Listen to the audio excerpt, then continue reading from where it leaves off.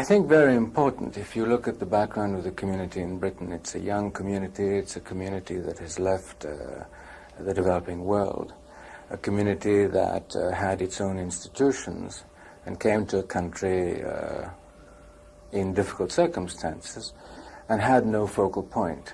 Difficult circumstances, you mean a lot of them came from Uganda, courtesy of President Amin? That's right. And not only from Uganda, but of course that whole crisis created a psychosis of fear for the immigrant communities in East Africa, and eventually people have left from other parts of East Africa. What gives you most satisfaction yourself? Programs in the developing world which have an impact and which help people to live together and improve their quality of life. After all, it represents over 80% of the world's population. And I think that is the thing that I am happiest to see. Obviously, the development of my own community within that context. I think this center here will be a focal point for community programs, etc.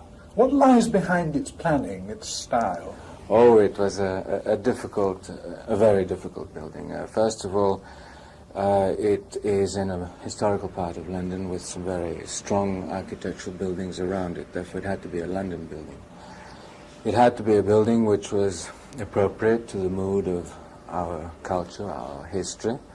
It had to be a building which combined a place of gathering and prayer as well as secular activity.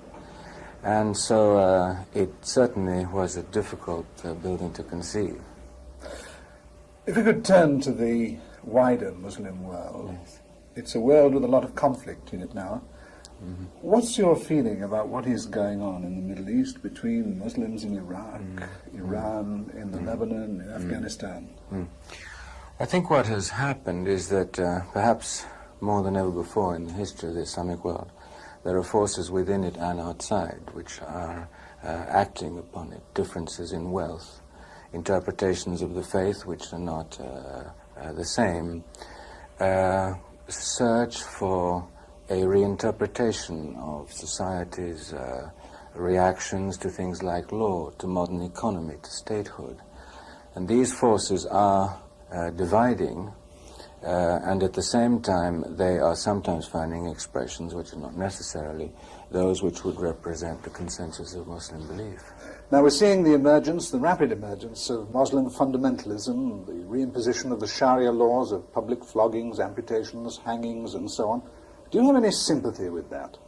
I think the question is how you interpret the Sharia and whether that interpretation does represent, as I say, consensus or not.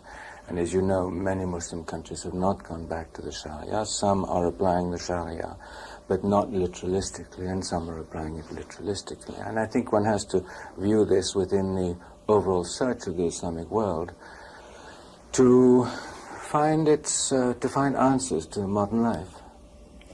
When we see extremists driving cars full of explosives into Israeli convoys or into the American embassy in Beirut, what are we seeing? Are we seeing an expression in its extreme form of the Muslim faith, or are we seeing a political act? No, I think you're seeing a political act of people who may come from a cultural or religious background. Unfortunately, in Britain, you well know that this is in no way restricted to the Islamic world. It's part of, unfortunately, Western Europe also at the present time. And historically, there have been movements which have sought legitimacy by attaching to themselves the name of a culture or the name of a faith. But to me, they are political movements. And what about leading in a Derby winner? That's a very special personal pleasure, and it's something I inherited accidentally from my family. It took a long time to learn about, and I think the more you're in that field, the less you know. But do you think there's any resentment amongst your followers in the Ismaili community that their leader should be concerning himself with racehorses and racehorse breeding and so on? No, I don't think so. I don't think the Ismaili community would resent that the Imam should have a hobby, so long as that doesn't impede his work and he doesn't totter in blind drunk after the Derby. I think that's... I'm sure you wouldn't do that, no matter how much you felt like it.